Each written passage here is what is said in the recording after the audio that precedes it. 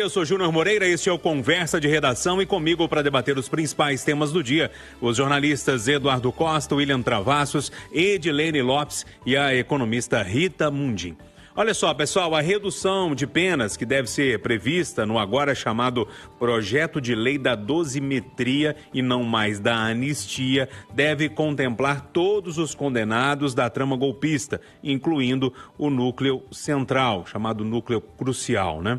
O conteúdo do projeto começou a ser definido em reunião na casa do ex-presidente Michel Temer nessa quinta-feira. Estavam presentes no encontro, além de Temer, o relator do projeto, Paulinho da Força, e o deputado Aécio Neves, aqui de Minas Gerais. O presidente da Câmara dos Deputados, Hugo Mota, do Republicanos, e também ministros do Supremo estavam presentes ou participaram da reunião de forma remota. Eduardo Costa. Michel Temer está comandando o Brasil até hoje, é isso? Bom dia. Falar o quê? Bom dia, gente! Bom dia. Bom, vamos esquecer os personagens, vamos para o que interessa. Desde o dia 9 de janeiro de 2023, que eu estou convencido de que houve algo muito grave, que tinha e tem que ser punido, que não pode passar batido, que não pode ser considerado evento qualquer, manifestação ou passeio no parque. Não, quebraram as sedes dos três poderes e isso vinha sendo preparado e fomentado por atitudes, falas, comportamentos absolutamente inadequados havia 2 anos. Então, todo mundo sabe do meu ponto de vista, eu acho que o julgamento é político, envolve políticos, mas foi baseado em fatos, provas aos montes e não tem nenhuma covardia com ninguém. Embora desde o dia 9 de fevereiro de 2023 eu tenha dito que esses 1.000 e tantos que foram encurralados no ginásio para comer o pão que o diabo amassou, estão há 2 anos e meio, 400 deles na cadeia. Esses são mais idiotas, mais imbecis e equivocados, ou como disse o próprio Bolsonaro, que é o ídolo deles, né? Malucos. Então já pagaram 2 anos e meio. Esses não merecem ficar 17 anos na cadeia. Eu não tô sofrendo com a prisão do Braga Neto e nem com a pena do Augusto Heleno, não. Eu não sofro, não. Mas considerando os humildes, equivocados, idiotas úteis, mães de famílias, pais de famílias que tiveram a sua vida absolutamente avacalhada, e eu tenho certeza, não tenho a menor dúvida de que todos eles estão muito arrependidos do que fizeram e convencidos que nunca mais farão, e o Brasil inteiro aprendeu. Eu sou a favor desse projeto. Então, mudar o tamanho da pena, está tudo certo? Sou sim, eu acho que já pagaram, até porque nós estamos no país da impunidade. Haja vista a PEC das prerrogativas. Ô Edilene Lopes, uma reunião de nomes pesados aí da política, hein? Bom dia para você. Bom dia, Júnior. Bom dia aos amigos debatedores. Bom dia aos nossos ouvintes. O que Paulinho da Força tentou fazer foi buscar referências da política, principalmente, inclusive, no campo da centro-direita, para poder tirar uma opinião sobre o que fazer, porque, na verdade, ele está num vespeiro. Foi um nome escolhido que está entre a cruz e a espada, entre os que não querem anistia e os que querem anistia ampla e restrita. Mas a voz hoje mais forte do Congresso Nacional, do conjunto de deputados e até de senadores, é que se houver alguma anistia, será uma redução de penas, porque votar essa proposta da anistia ampla, geral e restrita é, digamos assim, uma queimação de filme para deputados da direita que defendem uma segurança pública forte, diminuição da idade para cumprimento de pena, ou seja, redução da maioridade penal, punição severa para todo e qualquer crime. De repente, esses parlamentares que têm um eleitorado que pensa assim, que a segurança pública deve ser mais rígida e a punição mais severa, começa a perdoar a pena por crime que foi televisionado no Brasil, invasão, pichação, tudo que eles condenam. Agora eles querem uma redução de pena, ou querem uma anistia, na verdade. Isso pega muito mal, os parlamentares estão pesando isso. Um deles me disse o seguinte: olha, aqui dentro do meu partido, que é o Republicanos, que é base do ex-presidente Jair Bolsonaro, apesar do apelo do Tarcísio de Freitas, 90% dos parlamentares não querem um perdão, uma anistia, mas concordam com o projeto de dosimetria de pena. Ou seja, a voz alta no Congresso Nacional é para a redução das penas, porque há um apelo dizendo que essas penas são muito altas em comparação com o crime ou com os crimes que foram cometidos. A realidade é essa, Júnior. A oposição, ou seja, a base de Bolsonaro, vai continuar defendendo que a anistia seja ampla, mas na hora de negociar aqueles votos que aprovaram a urgência, o que eles disseram foi o seguinte: gente, nós queremos só que aprovem a urgência para discutir, o projeto vai ser outro, ou seja, a base de Bolsonaro sabe que a anistia ampla, geral e restrita não passa. Eles dizem que tem mais votos que PEC para aprovar a anistia, mas eles têm mais votos para aprovar a urgência e discutir um texto que não anistia. Então a verdade é essa, no final das contas, conforme a gente vem adiantando aqui há vários dias, vai ser redução de pena, porque muitos deputados têm vergonha de perdoar o que aconteceu no Brasil no dia 8 de janeiro. Júnior. Rita, mudaram então o estilo da pena, né? Tem gente que não quer anistia de jeito nenhum, tem gente que quer ir restrita e estão chegando ali, o que me parece, num meio termo. Bom dia para você. Bom dia, Júnior. Eu acho que esse consenso é exatamente a assunção de que no Brasil houve um excesso do judiciário, houve um ativismo do STF, houve um roteiro político, um julgamento político em que excessos foram cometidos para que se chegasse no resultado final, que seria e foi, né, a prisão de Jair Bolsonaro. Já que houve o veredito, né, agora vão tentar diminuir os excessos cometidos ao longo do roteiro. E é isso que está acontecendo.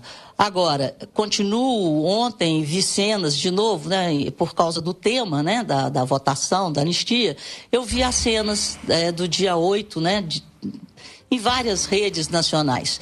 E nada me tira da cabeça que ali haviam manifestantes e baderneiros. E eu acho que as manifestações, elas nunca deverão ser proibidas nesse país. A baderna, sim. E na minha humilde opinião, os baderneiros não foram identificados, os baderneiros, na sua maioria, não foram presos, e foram eles que causaram essa confusão toda e que fizeram com que milhares de manifestantes brasileiros que estavam ali num ato cívico fossem presos de uma forma coletiva e julgados sem a individualização da pena. E aí, William Travassos, pra gente arrematar esse assunto aí, gosta da ideia de mudança de sentido? Pera, vocês vão me infartar, hein? Então vai, William. Ele não espera perguntar, não. Vai lá. Não, pergunta, pelo amor de Deus. Espera aí só um tiquinho. Arremata aí. Espera aí só um tiquinho. Agora eu vou atropelar os dois enquanto não entra na cor. Ele nunca espera falar nada, ele vai agoniado. Eu quero registrar aqui com alegria. Olha o que ele fez. Ele ligou pra rádio, pediu pra vir. É assim que tem que funcionar o mundo. Lógico. A rádio concordou. A Luísa, que é do marketing, o acompanha, está nos visitando aqui no estúdio, assistindo Conversa Nação ao vivo, o ouvinte Marcelo Júnior Dias. Eu falei, o que você quer mais ver de perto? Ele falou, o careca. Tá vendo por que você veio? Veja o careca, então. É problema puro. Problema aqui hoje. Não, mas vai lá, pode, por favor. Não, mas é isso. Eu quero só que você arremate. Bom dia, Júnior. Bom dia, bancada. Bom dia, os ouvintes da Itatiaia. Bom dia ao nosso ouvinte aqui no estúdio. Assim, a Rita fala que os baderneiros não foram identificados. Isso eu já fico apavorado. Porque em função de todas as imagens, de todas as pessoas presas, vai me dizer que os baderneiros não foram presos? Eu preciso virar o país de cabeça para baixo para achar então essas pessoas. Isso já me deixa enlouquecido. A Edilene fala, buscar referência na política. E o Eduardo começa a sua fala dizendo que eu não quero falar dos personagens. Você não vai falar do Aécio ali? Que não votou no PL da anistia, se ausentou e agora aparece como um papagaio de pirata ao lado de um ex-presidente que manda nesse país. E aí é uma meia dúzia ditando as regras do jogo, pelo amor de Deus. Eu sou a favor de discutir a anistia, gente. Estamos numa democracia e tudo bem. Agora, passar a mão na cabeça daquele que destruiu o patrimônio público, se você é um conservador, se você é um cara que acredita nas leis desse país, você não pode ir a favor de perdoar todo mundo. Porque foi um julgamento político, então os excessos precisam ser corrigidos. Mas não é assim. Nós estamos forjando um país deste jeito. É assim que nós queremos liberdade, igualdade, justiça para todos, deixando o país na mão de um monte de caras. Esses caras estão aí há 200 anos ditando as regras. E eles estão fazendo acordos. E eu digo uma coisa para os senhores, não se faz acordo com vagabundo. Aquele que destruiu o patrimônio público, que lesou a pátria, ele precisa ser responsabilizado. E se esse julgamento foi político, o que a gente precisa é anular esse julgamento. Não passar a mão na cabeça através de um acordão. E sabe o que é? Quando eles falam assim, não vai ser anistia, não. A gente vai diminuir a pena, sabe para quê? Para agradar todo mundo. Isso é uma vergonha, gente. Nós não vamos falar desses personagens que dominam o país e daqui a pouco, eu não sei se vai dar tempo, tenha lá o União querendo sair do governo, não sei se o Júnior vai trazer. Por que está querendo sair do governo? Em função dos escândalos que começaram a surgir? Então, assim, para onde que nós vamos? Que conservador é esse que vai passar a mão na cabeça de quem tramou morte? E eu não estou dizendo que isso é real, entenda? Mas o julgamento está aí. Se a gente tem que rever alguma coisa, é todo o processo de julgamento. Você chamou, Rita? Ô, William, chamei, é isso mesmo. As penas deveriam ter sido individualizadas. As câmeras sumiram, filmes sumiram. E as pessoas que não foram muitos aqueles que entraram para arrebentar mesmo. A gente via que tinha os idiotas que o Eduardo fala, os inúteis, inocentes, idiotas inocentes, eles estavam pasmos, ficavam olhando assim como quem nunca entrou, né, dentro de um órgão. E eles ficavam olhando. Enquanto isso, já tinha gente de forma premeditada, quebrando as coisas. E câmeras sumiram, foram destruídas, filmes sumiram. Então é sobre isso. Então realmente, William, que todo o processo seja revisto, mas isso não vai acontecer. E é uma vergonha mesmo. Temer, Aécio, estamos de novo, né, com aquela sensação das capitanias hereditárias que o Brasil se transformou. Júnior, chamei. Eu cobri o 8 de janeiro. Eu estava lá. A rádio veiculou vários vídeos da quebradeira, do que foi. Eu estava em loco no dia 8 de janeiro durante várias horas. Peguei serviço no final da manhã e larguei 1h da manhã entrando ao vivo na Itatiaia o tempo inteiro.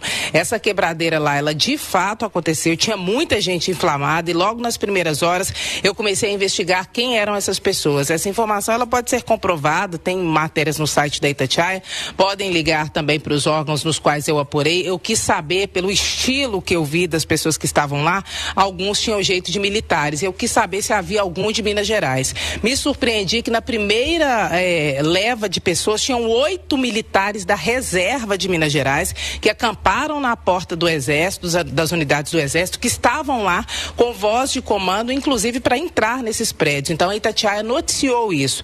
Muita gente fala que tinha infiltrado da esquerda. As investigações, elas não identificaram isso. Mas essas pessoas que eu estou dizendo aqui, elas foram identificadas pelo nome, tinham 8 militares da reserva só de Minas Gerais. Isso no primeiro dia de apuração, esse número mudou, ele cresceu, tem um tanto de advogado atuando nisso, para esses militares de Minas nessa questão. Então, assim, vários deles estavam de fato nessa base, querendo esse momento, e não é...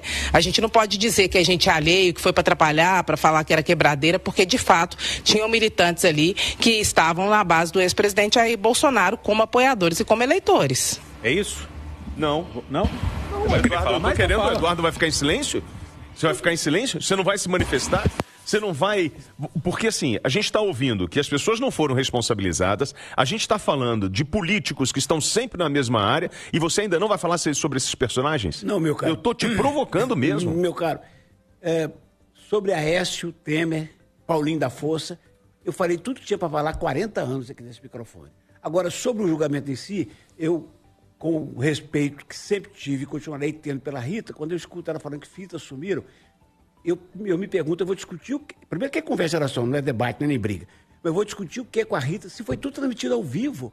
E aquela velhinha lá do Santa Catarina, aquilo não é manifestante colocada lá por partido de oposição. A Dilene acabou de falar, estava lá. Quem fez aquela quebradeira foi gente que ama Bolsonaro, animada pelo comportamento dele durante 2 anos. Então eu vou discutir o quê? Não quero que você discuta, não. Quero que você realmente apareça mesmo e fale comigo, uai. Deixa eu mudar o assunto um pouquinho aqui, turma. Seguinte, o Brasil tem 12% mais bovinos, ou seja, gado, do que gente. É o que mostram dados da pesquisa da Pecuária Municipal divulgada pelo IBGE. O levantamento anual dá os números da produção de alimentos de origem animal e dos rebanhos brasileiros. No ano passado, o rebanho de galinhas, por exemplo, bateu um recorde. Em um cenário hipotético, se a produção das galinhas fosse dividida pela população brasileira, cada pessoa ficaria com cerca de 305 ovos para si em 2024. São números, Rita, que dão a dimensão do tamanho do agro aqui no Brasil, né? Pois é, da força do agro, né, Júnior? Eu vivo falando isso aqui. o único setor da economia brasileira que cresce de forma sustentável é o agro.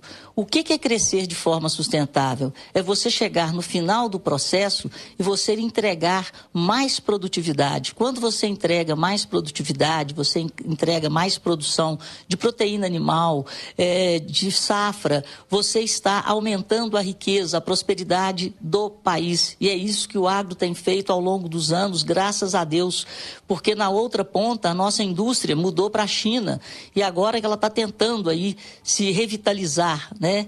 O setor de serviços ficou patinando e nós vivemos num país onde, até eu estou sendo injusta, além do agro, o único outro setor que cresceu de forma sustentável, mas aí é pela transferência de renda do setor produtivo, foi o setor financeiro, que investiu muito em tecnologia e que hoje é o melhor sistema financeiro do planeta, porque investiu em tecnologia, temos produtividade exatamente pela essa mazela de termos tido ao longo dos anos, desde a redemocratização, a taxa de juros mais alta do planeta. Mas apesar dessa taxa de juros, o agro resistiu, o agro não foi para a China, o agro ficou aqui, se reinventou e graças à Embrapa, ao Alisson Paulinelli, nós somos hoje o parâmetro do agronegócio e da agropecuária no planeta. Eduardo, são números que, como a Rita disse, mostram, na verdade, a força dessa grande indústria que a gente tem a céu aberto, que é o agro aqui no Brasil. A gente tem que tirar o chapéu, né? Essa turma trabalha muito.